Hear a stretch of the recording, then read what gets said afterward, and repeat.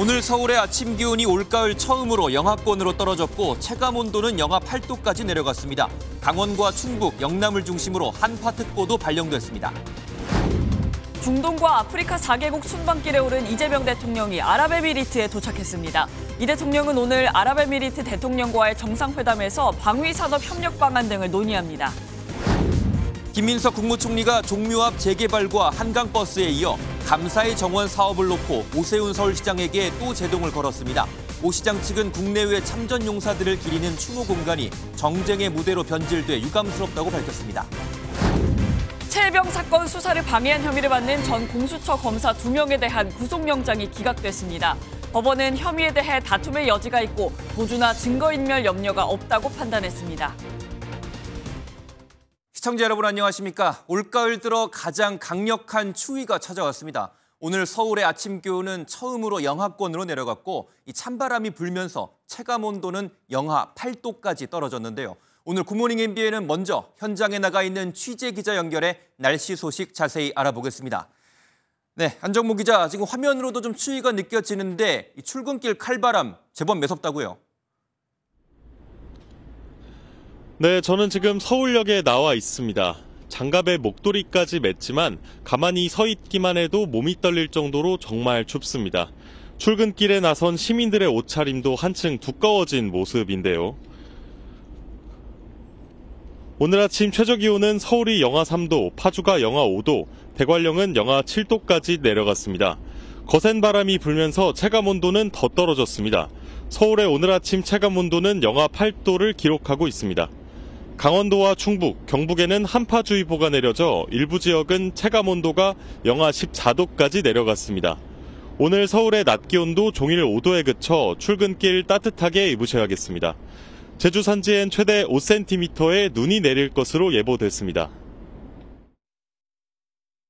북서쪽에서 남하하는 찬 공기와 상대적으로 따뜻한 서해상의 기온 차이로 인해 형성된 구름의 영향으로 충남, 전라, 서해안은 화요일까지, 제주도는 수요일까지 비 또는 눈이 내리겠습니다. 급격히 떨어진 기온으로 일부 도로에 빙판이 생길 수도 있는 만큼 운전에 각별히 주의하셔야겠습니다. 이번 추위는 내일까지 이어진 뒤 모레인 목요일부터 점차 누그러질 전망입니다. 지금까지 서울역에서 MBN 뉴스 안정모입니다. 이재명 대통령이 어제 중동 아프리카 순방의 첫 방문국인 아랍에미리트 UAE에 도착해 국빈 방문 일정을 시작했습니다. UAE는 전투기 넉 대를 띄워 대통령 전용기인 공군 1호기를 호위하면서 환영했습니다. 오늘은 본격적으로 정상회담을 이어가며 방산 세일즈에 주력할 것으로 보입니다. UAE 현지에서 송주영 기자가 전합니다. 이재명 대통령과 김혜경 여사가 전용기인 공군 1호기에서 나오자 UAE 측에서 맞이합니다. 전략경제협력 특사로 UAE에 먼저 와 있던 강훈식 비서실장 등도 공항에 나와 있습니다. 앞서 이 대통령이 탑승한 공군 1호기가 영공에 들어서자 UAE는 전투기 4대를 띄워 호위 비행했습니다. UAE 수도 아부다비 시내에는 태극기도 걸렸는데 대통령실은 국빈 방문에 대한 예우 차원이라고 설명했습니다. 첫 일정으로 이 대통령은 UAE 현충원격인 와하트 알 카리마를 방문한 뒤 UAE 초대 대통령의 영묘가 있는 셰이크 자이드 그랜드 모스크를 찾았습니다. 이후 동포 만찬 간담회에 참석해 UAE 방문 이유를 밝혔습니다. 아랍에미리트는 우리의 일종의 베이스 캠프 역할을 하게 될 것이다. 함께 손잡고 새로운 공동 번영의 길을 확실하게 열어제칠 것이라고 생각됩니다. 이 대통령은 방문 둘째 날인 오늘 UAE 대통령과 정상회담을 하고 AI와 방산 분야 양해각서도 체결합니다. 이번 방문 기간 이 대통령은 특히 방산 세일즈 외교에 주력할 전망입니다. 아부다비에서 MBN 뉴스 송주영입니다. 앞서 보신 것처럼 어제 이재명 대통령이 순방을 떠나자마자 국민의힘 의원들은 용산으로 달려갔습니다. 범죄자들의 뱃속으로 수천억 원을 집어넣고 먹튀를 했다는 원색적인 비난이 쏟아졌습니다. 김민수 기자가 보도합니다. 용산 대통령실 앞에 국민의힘 지도부를 포함한 의원 40여 명이 집결했습니다. 검찰의 항소포기 뒷배에는 이재명 대통령이 있다면 진상규명을 촉구했습니다. 김만배 항소포기 이재명이 멍청이다! (7,800억을) 범죄자들의 뱃속에 집어넣어놓고 이재명 대통령은 오늘 1호기를 타고 해외로 먹튀를 하겠다고 합니다. 순방을 마치고 돌아오는 이 대통령을 기다리는 건 국정조사와 특검뿐이라고 경고했습니다. 대장동 의원 1심 판결문에 402호나 이번이 거론되고 있는 대장동의 몽땅 그 자체, 그 사람이 누구겠습니까? 정의당도 검찰의 항소 포기 경위에 대해 국민 앞에 진상을 명확히 밝히는 것이 급선무라며 비판에 가세했습니다. 여야 모두 국정조사를 주장하는 가운데 여야 원내대표는 오늘 만나 대장동 관련 국정조사 내용과 방식 등을 논의할 예정입니다. MBN 뉴스 김미수입니다. 이처럼 야권이 국정조사를 밀어붙일 정도로 검찰의 항소 포기에 따른 대장동 민간업자들의 개발 수익 현금화 우려는 생각보다 큽니다. 추징금 0원이 사실상 확정된 남욱 변호사가 최근 강남 부동산을 500억 원에 내놨는데 거래가 이루어지면 차익만 200억 원에 이를 것으로 알려지고 있는데요.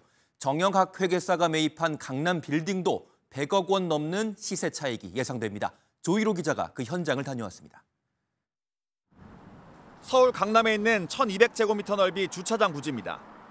남욱 변호사가 대표를 지낸 업체 소유로 지난 2022년 성남도시개발공사가 신청한 처분금지 가처분이 걸려 있었는데 현재는 풀려 있습니다. 해당 부지는 지난주 한 부동산 중개업소에 500억 원의 매물로 등록됐습니다. 실제 거래가 성사된다면 차익은 200억 원에 달할 것으로 보입니다. 네, 올라와 있습니다. 500억으로 되어 있는데요. 그렇게 많이 오지는 않습니다. 남 변호사는 최근 청담동에 있는 5층 건물을 포함한 재산에 걸린 가압류를 풀지 않으면 국가배상을 청구하겠다고 밝힌 것으로도 전해졌습니다. 또 다른 대장동 멤버인 정영학 회계사는 지난 2020년 3월 가족법인 명의로 신사동 가로수길 인근 5층짜리 건물을 173억 원에 샀습니다. 검찰 가압류 대상엔 포함되지 않았는데 5년이 지난 지금은 300억 원 가까운 가치로 평가돼 100억 원이 넘는 시세 차익이 예상됩니다. 모르긴 몰랐지. 요새 2억 5천 정도 가요. 상당히요? 많이 가려면 3억 달았는데 그건 호가고. 검찰의 항소 포기로 추징금 0원이 사실상 확정된 남 변호사와 정 회계사가 수익 확보에 나서도 막을 방법이 마땅치 않다는 우려가 나옵니다. MBN 뉴스 조희로입니다. 이렇게 대장동 일당의 범죄 수익 현금화에 법무부는 뾰족한 대책이 없어 난감해하는 분위기입니다. 대신 법무부는 항명파동 관련 검사장의 징계 방안을 검토하고 있는데요. 정성호 법무부 장관은 이와 관련해 좋은 방법을 고민 중이라고 밝혔습니다. 징계 가능성이 커지는 가운데 대장동 항소 포기에 반발하며 성명에 이름을 올렸던 검사장 가운데는 처음으로 박재혁 수원지검장이 사의를 표명했습니다. 이어서 박은채 기자입니다. 항소 포기에 반발한 검사장 18명을 평검사로 보직 변경하는 안에 대해 정성호 법무부 장관은 추진할 수도 있다는 뜻을 밝혔습니다. 지금 가장 중요한 거는 빨리 국민들을 위해서 우리 법무나 검찰이 안정되는 게 가장 중요한데 어떤 것이 좋은 방법인지 고민을 많이 하고 있습니다. 법무부 일각에서는 검사의 직급은 검찰총장과 검사로 구분돼 검사장을 평검사급 보직으로 보내도 강등이나 징계가 아니라는 해석도 나옵니다. 검찰은 강하게 반발하고 있습니다. 실제 항소 포기에 관한 검사장 성명을 주도했던 박재혁 수원지검장은 사의를 표명했습니다. 집단 성명에 참여하지 않았던 송강 광주고검장도 사의를 표명했습니다. 노만석 전 대행의 동기로 공개 움직임을 자제한 것으로 풀이됐는데 항명 차원이라는 반응입니다. 검찰을 이끌 구자연 검찰총장 직무대행은 정성호 법무장관과 1시간 면담했지만 말을 아꼈습니다. 검사장 평검사 전보에 관해서 의견 좀 전달하신 게 있을까요? 만나 뵙고 갑니다. 예. 실제로 검사장들에 대한 평검사 전보 조치가 이루어진다면 적법성 논란과 함께 법적 공방이 예상됩니다. 아울러 성명문에 이름을 올린 다른 검사장들의 사의도 잇따를 걸로 보입니다. MBN 뉴스 박은채입니다. 대통령실도 발맞춰 검사 압박 수위를 높이고 있습니다. 이재명 대통령은 해외 순방을 떠나는 날 검사들이 연루된 관봉권, 쿠팡 사건 외압 의혹을 수사할 상설특검을 임명했습니다. 이 소식은 정태진 기자가 보도합니다. 이재명 대통령이 관봉권 띠지 분실 의혹과 쿠팡 수사 외압 의혹을 파헤칠 상설특검에 안권섭 변호사를 임명했습니다. 우선 막중한 책임을 느낍니다. 맡겨진 소임에 최선을 다하도록.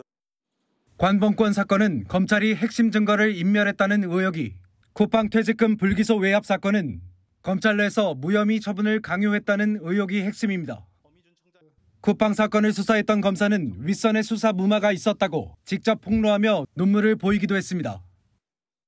부장 모르게 주임 검사를 청장실로 부른 다음에 무혐의 수사 가이드라인을 전달했던 것입니다. 상설특검은 대통령이 거부권을 행사할 수 없어 즉시 가동되는 만큼 신속한 수사가 가능합니다. 수사기간은 최장 90일. 이재명 정부에서 출범한 3대 특검을 포함해 초유의 4대 특검이 동시에 가동될 수도 있습니다. 이 대통령이 검사들이 연루된 이번 사건들을 정조준해 특검에 맡긴 건 검찰 압박을 강화하려는 수단이란 분석이 나옵니다. 국민의힘은 이재명 정부가 초유의 4대 특검을 활용한 무단 통치를 확대하고 있다고 강하게 비판했습니다. MBN 뉴스 정태진입니다. 그런가 하면 최혜병 사건 수사를 방해한 혐의를 받는 전직 공수처 부장검사 2명에 대한 구속영장이 밤사이에 모두 기각됐습니다. 수사 종료까지 꼭 열흘이 남은 가운데 최혜병 특검은 이르면 모레 윤석열 전 대통령을 재판에 넘길 방침입니다. 박혜빈 기자가 보도합니다. 최혜병 특검이 청구한 김선규, 송창진 전 공수처 부장검사의 구속영장이 모두 기각됐습니다. 법원은 범죄 혐의에 대해 사실적 법리적으로 다툼의 여지가 있고 도주나 증거인멸의 염려가 없다고 기각 사유를 밝혔습니다. 두 사람은 지난해 각각 공수처 처장과 차장직을 대행하며 최혜병 사건 수사를 고의로 지연시키거나 방해한 혐의를 받고 있습니다. 수사팀에서는 필요성 보고를 했다는데 강제 수사 늦어진 이유가 뭔가요? 특검은 김 전 부장검사가 총선 전까지 관계자들을 부르지 말라고 지시했고 송 전 부장검사는 윤석열 전 대통령의 휴대전화 압수수색 영장 청구 결재를 거부한 것으로 의심하고 있습니다. 두 전직 부장검사는 그런 지시는 없었다, 결국 결재는 했다며 혐의를 전면 부인했고 법원은 이들의 손을 들어줬습니다. 최혜병 특검은 지난 7월 출범 이후 모두 10건의 구속영장을 청구했는데 이번까지 9건이 기각된 것으로 나타났습니다. 임성근 전 해병대 1사단장이 증거인멸 우려로 구속된 것이 유일한 구속 사례입니다. 수사기한이 열흘밖에 남지 않은 가운데 최혜병 특검은 수사 외압 의혹의 정점인 윤석열 전 대통령을 이르면 모레 재판에 넘길 방침입니다. 구속적부심 기각으로 구속 상태가 유지된 조태용 전 국가정보원장은 오늘 최혜병 특검에 출석해 조사를 받을 예정입니다. MBN 뉴스 박혜빈입니다. 최상목 전 경제부총리가 윤석열 전 대통령이 계엄을 선포하기 직전 절대 안 된다라고 만류했지만 윤석열 전 대통령이 돌이킬 수 없다라고 했다고 법정에서 증언했습니다. 최 전 부총리는 한덕수 전 국무총리가 계엄에 반대하는 모습을 보지 못했다고도 했는데요. 핵심 증인들이 말하는 계엄의 밤을 김태희 기자가 전해드립니다. 한덕수 전 국무총리의 내란 방조 혐의 재판에 최상목 전 경제부총리가 증인으로 출석했습니다. 최 전 부총리는 지난해 12월 3일 계엄 선포 직전 국가 신인도 추락과 경제 붕괴 우려를 이유로 윤석열 전 대통령의 계엄 선포를 만류했지만 받아들여지지 않았다고 말했습니다. 대통령으로서 결정을 한 거다. 그다음에 지금 이제 준비가 다 되어 있기 때문에 이제 돌이킬 수 없다. 이런 취지의 말씀을 하셨던 것 같습니다. 또 한덕수 전 총리가 계엄에 반대한 걸 보지 못했다고 증언했습니다. 피고인이 대통령에게 반대한다는 의사를 표명하는 것을 보신 기억이 있습니까? 제가 있는 사이에서 정확히 그런 기억은 없습니다. 네. 이전 재판에서 한 전 총리는 비상계엄이 우리 경제나 대외 신인도에 문제를 일으킬 것이기 때문에 반대를 했다고 밝힌 바 있습니다. 한 전 총리의 말과 달리 재판에 나온 증인들이 한 전 총리가 당시 계엄에 명확히 반대 의사를 밝힌 적이 없다고 잇따라 증언하면서 이 부분이 최대 쟁점이 될 전망입니다. MBN 뉴스 김태희입니다. 김건희 특검이 김건희 여사의 오빠 김진우 씨에 대한 구속영장을 청구하면서 양평 유력 인사에게 급여를 준 사실 등을 적은 것으로 파악됐습니다. 이 인사를 통해 김선교 당시 양평군수로부터 개발 사업에서 특혜를 받은 건 아닌지 들여다보겠다는 건데요. 이혁재 기자가 단독 보도합니다. 양평 공흥지구 개발 사건을 수사하고 있는 김건희 특검팀이 당시 양평 군수였던 김선교 국민의힘 의원을 향한 수사에 속도를 내고 있습니다. 지난 14일 특검팀은 김건희 여사의 오빠인 김진우 씨에게 업무상 횡령, 국고 손실죄 등에 대한 혐의로 구속영장을 청구했습니다. MBN 취재 결과 특검팀이 김 씨의 구속영장 청구서에 김 씨가 양평 유력 인사인 한모 씨에게 허위 명목으로 급여를 주고 법인카드를 제공한 사실을 담은 것으로 파악됐습니다. 특검팀은 영장 청구서에 김진우 씨가 해당 인물과 김건희 일가의 또 다른 측근 김충식 씨를 통해 김 의원에게 접근한 뒤 특혜를 받았다고도 적은 것으로 전해졌습니다. 특검팀은 한 씨에 대한 조사는 이미 마쳤고 김 씨 조사에서도 한 씨 등과의 관계를 캐물은 상황입니다. 김선교 의원은 김 여사 일가가 양평 공흥지구에 개발 사업을 진행할 당시 개발 부담금을 면제해주는 등 특혜를 줬다는 의혹을 부인해왔습니다. 당시 담당 공무원 3명이 1심에서 모두 무죄를 선고받았다는 사실을 말씀드리며 재판을 통해 곧 모든 진실이 밝혀지리라 확신합니다. 특검팀은 김 의원이 당시 개발 사업의 결정권자 위치에 있었던 만큼 오는 21일 오전 10시 피의자 신분으로 불러 조사할 방침입니다. MBN 뉴스 이혁재입니다. 오늘은 어떤 이슈가 기다리고 있을까요? 굿모닝 MBN이 엄선한 투데이 라인업을 통해 오늘의 주요 일정과 현안을 함께 살펴보겠습니다. 모두 9명의 사상자를 낸 울산 화력발전소 붕괴 사고 현장에 대한 합동 감식이 오늘 진행됩니다. 관계기관들은 7명의 목숨을 앗아가고 2명을 다치게 한 이번 사고의 정확한 원인 규명에 박차를 가합니다. 또한 책임자 수사에도 속도가 붙을 전망입니다. 전국 장애인 차별 철폐연대 전장연이 오늘 오전 8시 서울 지하철 5호선 광화문역에서 9호선 국회의사당역까지 시위를 예고했습니다. 내년도 정부 예산안에 장애인 권리 예산 반영을 촉구하는 성격이지만 서울교통공사는 강경 대응할 방침입니다. 해군이 오늘부터 한 달 동안 미국 괌 근해에서 열리는 한미연합 대잠전 훈련인 2025 사일런트 샤크에 참가합니다. 국내 방산기술로 건조한 도산 안창호급 잠수함인 안무함이 해외 연합훈련에 처음으로 나섭니다. 시중은행이 이르면 오늘부터 신규 주택담보대출 변동금리에 10월 코픽스 금리를 반영합니다. 은행권 주담대 변동금리의 기준이 되는 코픽스는 지난달 9월보다 0.05%포인트 상승한 2.57%를 기록하면서 2달 연속 올랐습니다. 지금까지 투데이 라인업이었습니다. 김민석 국무총리가 어제 광화문 광장을 찾아 오세훈 서울시장이 추진하는 감사의 정원 사업에 문제가 없는지 법적 검토를 지시했습니다. 오 시장이 역점으로 추진한 종묘앞 재개발과 한강버스에 이은 직격입니다. 현 국무총리와 서울시장의 충돌은 내년 지방선거를 앞두고 여야 전면전으로 치닫고 있습니다. 먼저 강용호 기자가 보도합니다. 김민석 국무총리가 서울 광화문 광장 한쪽에 마련된 공사 현장을 찾았습니다. 서울시가 추진 중인 감사의 정원 조성 공간을 둘러보기 위해서입니다. 상징 공간이 아니라 상징을 이상하게 샀죠. 감사의 정원은 한국전쟁 당시 우리를 도운 22개 우방국에 대한 감사를 전하기 위해 조형물을 설치하는 사업입니다. 이를 두고 일부 시민단체는 역사와 민주주의의 상징인 광화문 광장에 외국 군대를 기념하는 조형물 조성은 부적절하다는 비판을 제기하고 있습니다. 김 총리는 국민들의 뜻을 반영해야 한다며 행정안전부의 법적, 절차적, 내용적 검토를 지시했습니다. 실제로 여기에 밭도로청 조형물이 들어왔을 때 어떻게 생각하실지 지금은 대부분 모르셔서 그런데 좀 걱정도 됩니다. 김병민 서울시 정무부 시장은 유독 오세훈 시장의 역점 사업만 문제 삼는 꼴이라며 총리가 사전 선거운동이라는 비아냥을 감수하는 이유가 무엇인지 이해하기 어렵다고 비판했습니다. 종묘앞 재개발과 한강버스에 이어 감사의 정원까지 오세훈 시장을 겨냥한 김민석 총리의 연이은 지적이 다음은 어디로 향할지 관심이 모아지고 있습니다. MBN 뉴스 강용호입니다. 그렇다면 서울시가 광화문 광장에 조성하려는 이 감사의 정원은 어떤 곳일까요? 오세훈 서울시장은 한미동맹의 상징이라고 밝혔지만 대형 태극기 건설 논란 때부터 일부 시민들은 냉전의 상징이라며 반대하고 있습니다. 계속해서 윤길환 기자입니다. 지난 2월부터 서울시가 추진하고 있는 광화문 광장 감사의 정원 입체 조감도입니다. 땅 위에서는 군 의장대를 상징하는 수직 빛 기둥이 하늘로 뻗어오르고 지하엔 6.25 전쟁 참전국 22개 나라를 기리는 미디어 월이 설치됩니다.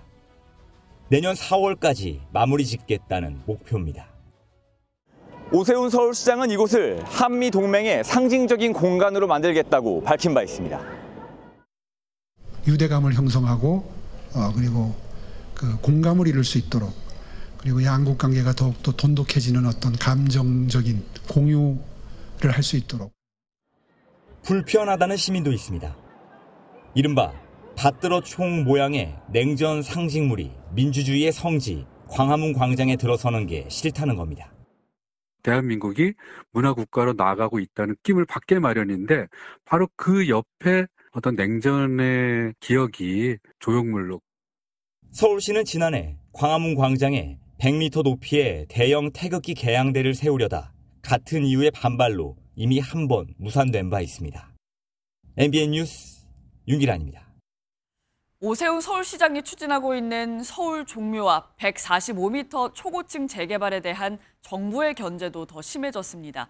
국가유산청이 유네스코가 보내온 공식 권고를 근거로 세계유산 영향평가를 재차 촉구한 겁니다. 이어서 심가현 기자입니다.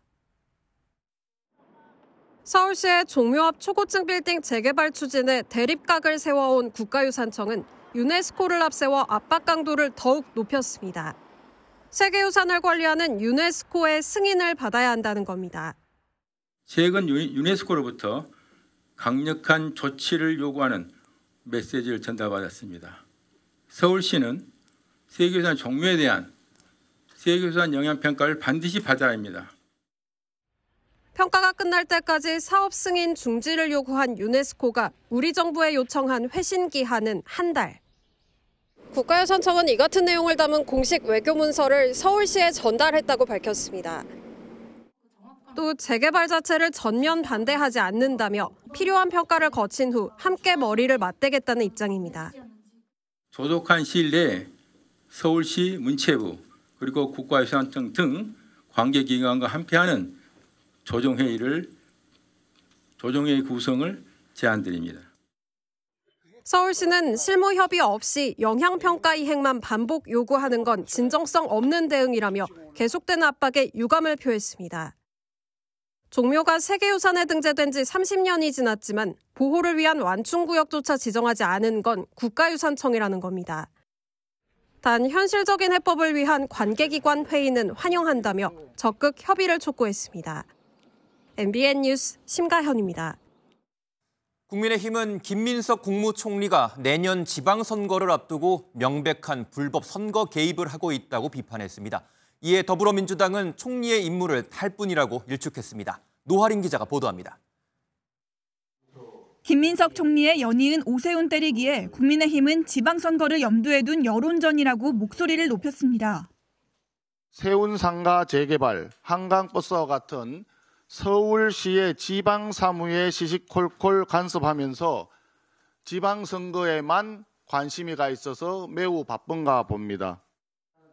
그러면서 사실상 선거 개입이라며 정치적 공격이 아닌 국정에 몰두하라고 비판했습니다. 지방선거를 앞두고 서울시 행정에 과도하게 개입하며 공무원과 행정력을 동원하는 행태는 명백한 불법 선거 개입입니다. 민주당은 김 총리의 행보를 서울시장 선거와 연결짓는 건 지나친 비약이라고 일축했습니다.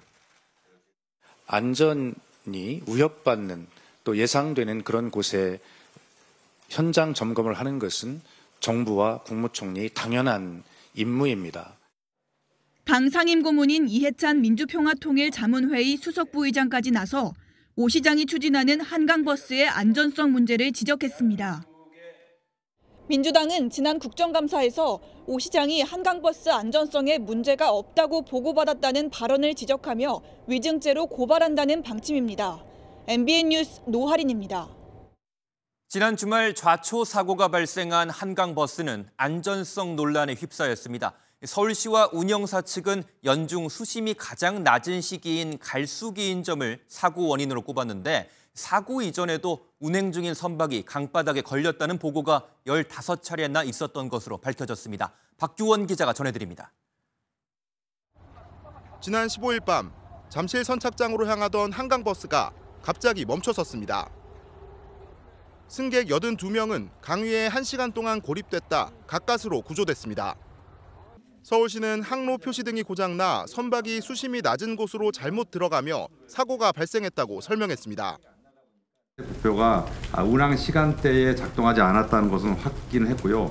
충전 배터리의 기능이 좀 떨어진 걸로 판단이 됐습니다.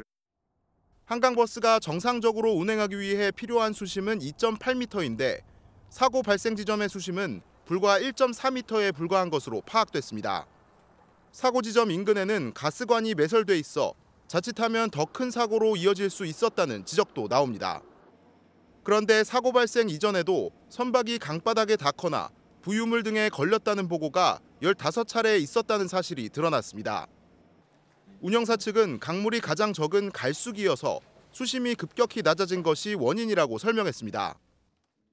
저희들도 지금 첫 운항을 하면서 지금 데이터를 쌓아가는 과정이기 때문에 거기까지 미처 저희들이 판단하지 못한 점은 있습니다. 서울시는 일단 마곡과 망원, 여의도 구간만 부분 운항하고 사고 원인 분석과 안전 점검이 끝나는 대로 노선을 정상화할 계획이라고 밝혔습니다. MBN 뉴스 박규원입니다. 박민영 국민의힘 미디어 대변인이 장애인 비하성 발언으로 논란에 휩싸였습니다. 같은 당 김예지 의원을 향해 장애인 할당이 너무 많다고 말하면서 공천 자체를 문제 삼은 건데요. 비판 여론이 커지자 당 지도부는 박 대변인에게 엄중 경고 조치를 내렸습니다. 손성민 기자가 보도합니다. 지난 12일 한 유튜브 방송에 출연한 박민영 국민의힘 미디어 대변인이 시각장애인이자 2차례 비례대표로 당선된 김예지 의원을 공개적으로 비판했습니다. 당론을 제일 많이 어기는 게 김예지예요. 저는 그런 배은망덕한 사람 처음 봅니다. 장애인 너무 많이 할당을 해서 저는 문제라고 봐요. 이어 눈이 불편한 것 말고는 기득권이다. 배려를 당연하게 여긴다 등 장애인을 폄훼하는 듯한 발언도 이어졌습니다. 막말로 김예지 같은 사람이 눈 불편한 거 말고는 기득권이에요. 돈 있고 학력 있고 본인이 뭐가 부족하게 자랐습니까 대체. 논란이 커지자 장동혁 국민의힘 대표는 박 대변인에게 엄중 경고를 내렸고 당직자 전원에게 언행에 각별히 유의할 것을 당부했습니다. 박 대변인은 일부 과격하게 들린 표현에 대해선 사과했지만 장애인이 3명이나 비례대표 당선권에 포함된 점을 지적한 거라며 기존 입장을 유지했습니다. 더불어민주당은 저급한 정치의 민낯이라고 강하게 비판하며 당 차원의 사과와 재발 방지 대책을 촉구했습니다. MBN 뉴스 손성민입니다. 최근 비무장지대에서 북한군의 군사 분계선 침범이 잇따르면서 긴장이 고조되고 있습니다.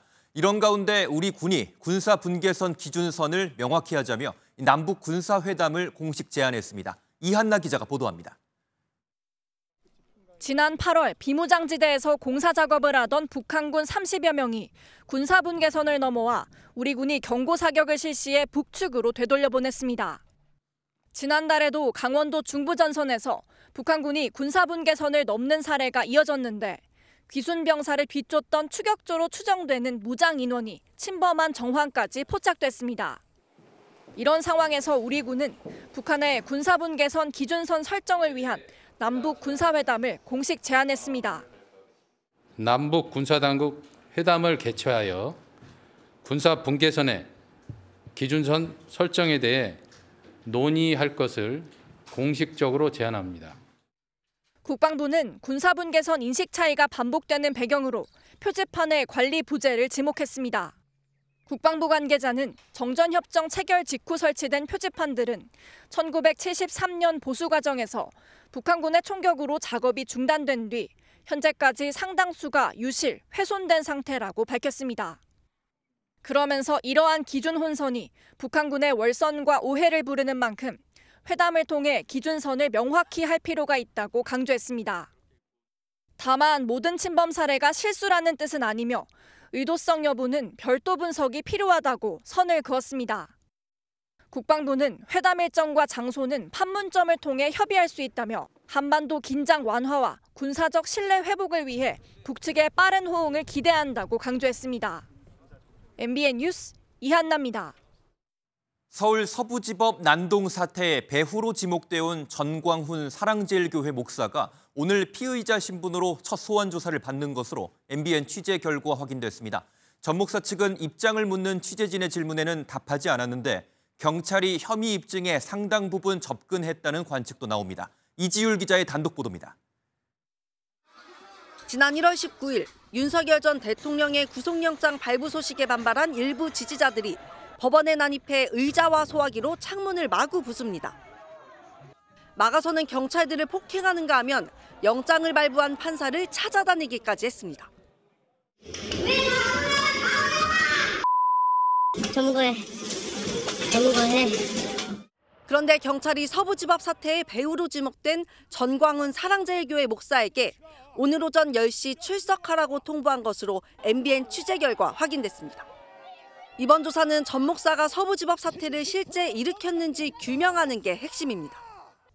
앞서 경찰은 지난 8월 교회와 전 목사 등을 압수수색한 뒤 전 목사와 보수 유튜브 신의 한수 대표 신혜식 씨 등 9명을 입건하고 혐의 입증에 주력해왔습니다. 경찰은 전 목사가 보수 유튜버들에게 금전을 지원하고 법원 난입을 부추긴 게 아닌지 의심하고 있습니다. 또한 교회 측이 서부지법 사태 피고인들에게 매달 영치금을 보낸 사실과 관련해 전 목사의 지시로 교회 돈을 횡령했었는지도 캐물을 것으로 보입니다. 다만 전 목사와 교회 측은 소환 조사와 관련한 MBN의 질의에 별도 입장을 내지 않았습니다.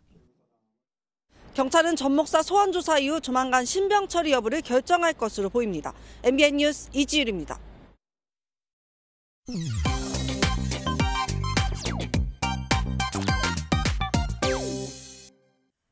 촬영 도중 갑자기 의식을 잃고 쓰러졌다는 소식이 전해진 개그맨 김수용 씨에게 전조 증상이 있었다는 말이 온라인을 중심으로 퍼지고 있습니다. 최근 사진에서 보인 김수용 씨의 귓불에 사선으로 깊게 파인 주름이 보이는데요. 일명 프랭크 징후라 불리는 심혈관 질환과 연관이 있어 보인다는 추측이 나오고 있는 겁니다. 비슷한 사례로 거론되는 인물, 대표적으로 조지 워커 부시 미국 전 대통령이 있는데요. 조지 전 대통령도 과거 심혈관 질환 진단을 받은 적이 있습니다. 다만 이번에 김수용 씨가 쓰러진 원인이 심혈관 관련 질환이었는지는 확인되지 않은 상태인데요. 누리꾼들은 조심해서 나쁠 건 없을 것 같다, 나도 잘 살펴봐야겠다 등 반응을 보이고 있습니다. 다행히 김수용 씨, 현재는 의사소통도 가능할 만큼 회복한 것으로 전해지고 있습니다. 배우 이장우 씨가 결혼을 앞둔 그룹 티아라 출신 함은정 씨에게 한 발언을 두고 온라인상에서 갑론을박이 벌어졌습니다. 애가 들어섰나? 그러니까 이거는 애가 들어서지 않으면 아닌 타이밍인 것 같은 거야. 지금 타이밍에 결혼을 갑자기? 응. 엄마, 은정이 애 뱉나 봐. 이거 애 드라마 찍어야 되는데 이거 어떡하냐? 이러고 막. 갑작스러운 결혼 소식에 혼전 임신을 의심했다는 솔직한 반응을 전한 건데요. 누리꾼들의 반응은 엇갈렸습니다. 친한 사이라도 무례하다, 방송에서 할 말은 아니다라는 비판과 함께 한편으론 둘 다 웃는데 무슨 문제냐라며 옹호하는 의견도 나왔는데요. 함은정 씨는 그 복이 아직 빨리 찾아오지는 않았다라면서 내년 드라마 촬영 일정 등을 고려해 결혼 시기를 결정했다고 밝혔습니다. 최근 대규모 업데이트 과정에서 불편을 샀던 카카오톡. 이번엔 친구 위치 추적 기능이 논란이 되고 있습니다. 상호 동의하에 서로 위치를 확인할 수 있는 기능인데요. 기존에도 있었던 서비스지만 이번 업데이트로 시간 제한 없이 서로의 위치를 확인할 수 있게 된 겁니다. 누리꾼들은 아이나 환자 있는 집엔 유용할 것 같다라며 환영하는 의견도 있었지만 반면 회사에서 이용될 생각하면 숨막힌다, 오히려 범죄 등 악용 소지가 있다, 부부 사이에 한쪽이 동의 안 하면 괜히 싸우는 거 아니냐 등 우려의 목소리도 나오고 있는데요. 편의성과 사생활 침해 사이에서 어떻게 균형을 찾을지가 관건일 듯합니다. 지금까지 인터넷 와글와글이었습니다. 축구대표팀 주장 손흥민이 오늘 올해 마지막 평가전인 가나전을 꼭 이기겠다고 팬들에게 약속했습니다. 올해 마지막으로 국내 팬들에게 인사하는 경기에서 다시 한번 득점포와 함께 찰칵 세리머니를 선보일 수 있을까요? 최용규 기자가 보도합니다. 장난기 가득한 표정을 지은 손흥민이 김민재의 어깨에 올라탄 것을 시작으로 대표팀의 훈련이 시작됩니다. 훈련 내내 밝은 표정으로 대표팀의 분위기를 끌어올렸지만 주장으로서 올해 대표팀 마지막 경기인 가나전을 앞둔 각오는 비장했습니다. 올 한 해 A매치 마지막 경기를 꼭 승리로 장식하고 싶습니다. 가장 중요한 게 저희가 지금 올 한 해 마무리를 어떻게 하느냐가 올해 대표팀 주장으로 월드컵 본선 11회 연속 진출이라는 큰 기쁨을 누렸지만 축구협회를 향한 싸늘한 민심에 5경기 연속 매진 실패라는 아픔도 맛봤습니다. 이런 상황에서 마지막 상대 가나는 3년 전 카타르 월드컵에서 석패하고 상대 전적도 밀릴 정도로 까다롭습니다. 그래도 이기기만 하면 본선 조추첨 때 각 조에서 두 번째로 강한 그룹인 E포트에 들어갈 가능성이 아주 커지는 만큼 손흥민은 승리를 약속했습니다. 포트2가 어떻게 보면 저희한테 가장 중요하고 또 그거에 대해서 숨길 필요는 없다라고 생각을 하기 때문에 저희가 분명히 승리를 위해서 최선을 다해야 할. 내년 월드컵을 앞두고 마지막 경기에서 유중의미를 거두고 팬들의 발걸음을 되돌릴 수 있을지 축구 팬들의 눈길이 손흥민의 발끝으로 향하고 있습니다. MBN 뉴스 최영규입니다.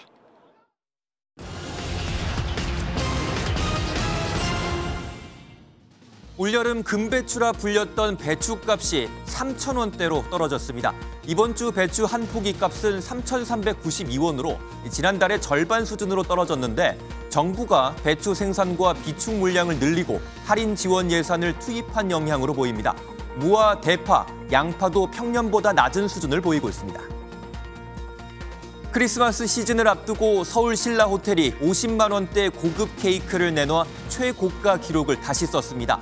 워커힐과 포시즌스 서울 등 다른 유명 호텔들도 케이크를 선보였는데 30만 원대의 가격이 형성됐습니다. 해수온 상승으로 인해 우리나라 바다에서 새로운 어종이 발견됐습니다. 미기록종 7종에는 붕장어과와 날치과 등의 아열대 어종들이 포함됐습니다. 남쪽에서 난류가 세력을 확장하면서 지난 30년 동안 한반도 주변의 해수온은 약 1.2도 상승했습니다. 지금까지 오늘의 굿모닝 경제였습니다.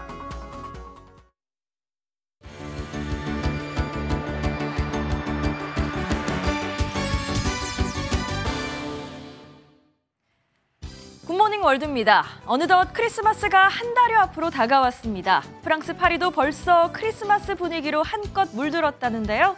설렘 가득한 점등식 현장으로 안내합니다. 카운트다운과 함께 푸른 불빛이 켜집니다.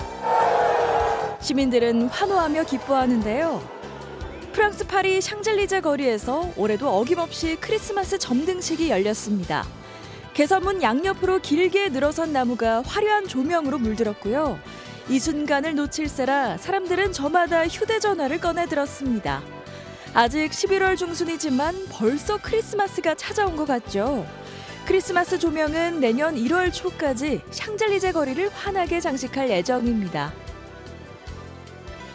담백한 맛과 쫄깃한 식감이 매력적인 베이글 좋아하는 분들 많으시죠?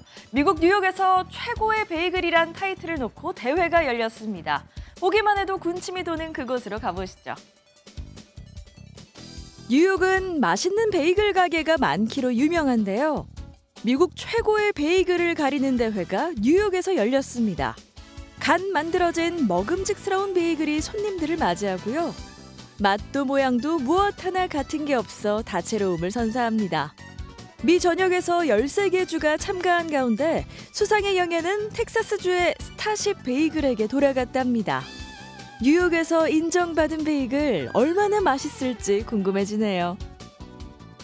최근 미국 캘리포니아 지역엔 새로운 이동수단이 생겼다고 합니다. 얕은 물에서도 탈 수 있는 카약인데요. 어쩐 일일까요? 물이 들어찬 주택가 사이로 연두색 카약이 등장합니다. 어설픈 실력이지만 열심히 노를 저어보는데요. 다른 한쪽에선 아빠가 끌어주는 카약을 타고 신난 아이들도 보이네요.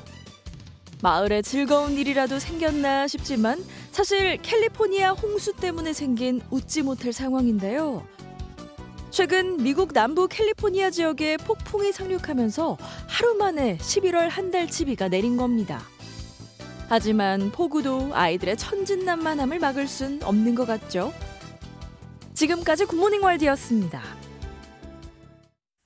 다카이치 일본 총리의 대만 유사시 자위권을 행사할 수 있다는 발언 이후 중일 갈등이 좀처럼 풀릴 기미를 보이지 않고 있습니다. 중국이 오키나와는 일본 땅이 아니라며 또 다른 영유권 분쟁으로 이어지는 모습인데요. 여기에 군사훈련까지 나서며 압박 수위를 높이고 있습니다. 강재묵 기자가 보도합니다. 다카이치 일본 총리의 대만 유사시 발언에서 시작된 중일 갈등. 중국 관영 매체는 오키나와의 옛 이름 류큐를 거론하며 오키나와는 일본이 아니다라는 주장을 꺼냈습니다. 오키나와 현지인 인터뷰를 통해 영유권 문제로 맞불 작전에 나선 것입니다. 연일 욕설에 가까운 성명을 내고 있던 중국 정부도 압박을 이어갔습니다.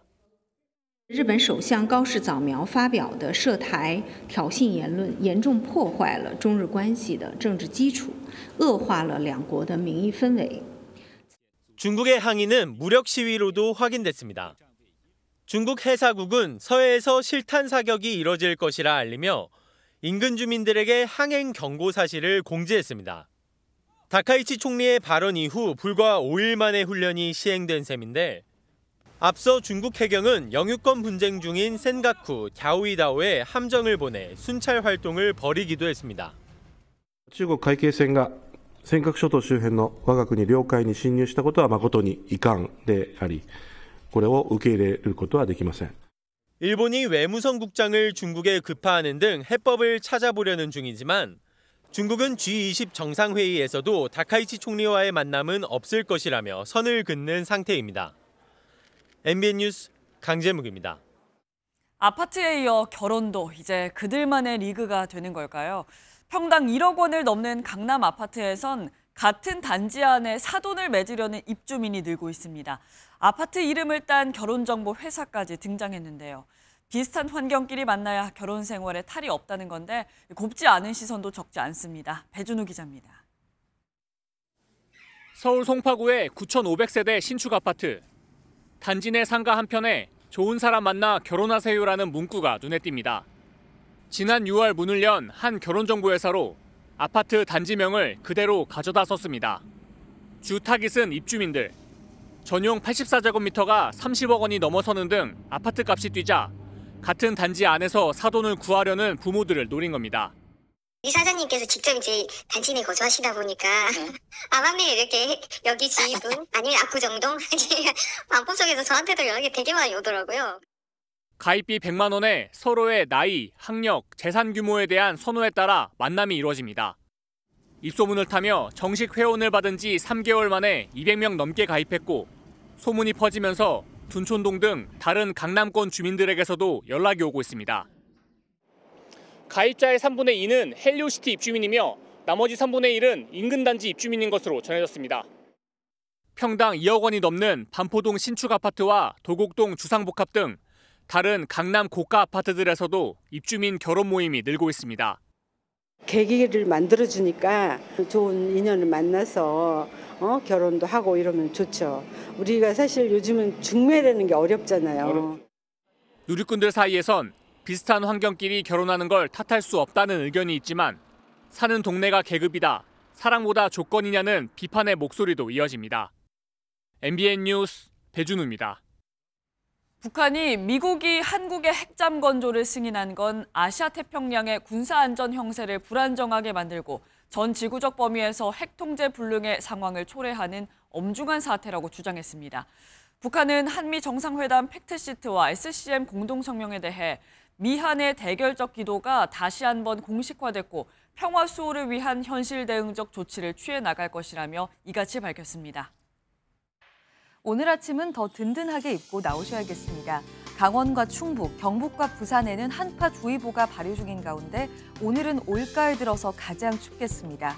대관령에 현재 영하 8도, 파주가 영하 6.4도, 서울도 영하 2도까지 떨어지면서 올가을 들어 처음으로 영하권 추위를 보이고 있는데요. 바람이 강하게 불면서 체감온도는 2보다 4에서 5도가량 낮겠습니다. 추위 속에 서해안을 중심으로는 비나 눈이 내리는 곳도 있겠습니다. 양이 많진 않겠지만 이 추위 속에 비나 눈이 그대로 얼어붙을 가능성이 있습니다. 조심히 이동하셔야겠습니다. 오늘 전국 하늘 맑게 드러나겠습니다. 동해안을 따라서는 건조주의보가 확대됐는데요. 불이 나지 않도록 조심하셔야겠습니다. 이 시각 현재 기온을 보면 서울이 영하 2도, 춘천이 영하 6.2도, 부산 3도를 가리키면서 어제보다 5에서 많게는 10도가량 낮습니다. 한낮에도 서울이 6도, 대구 8도에 그치면서 종일 춥겠습니다. 목요일부터는 아침 기온이 영상권에 들면서 이번 추위가 누그러질 전망입니다. 날씨였습니다. 저희는 내일 아침 7시에 더 알찬 소식으로 돌아오겠습니다. 건강하고 행복한 하루 보내시기 바랍니다. 고맙습니다.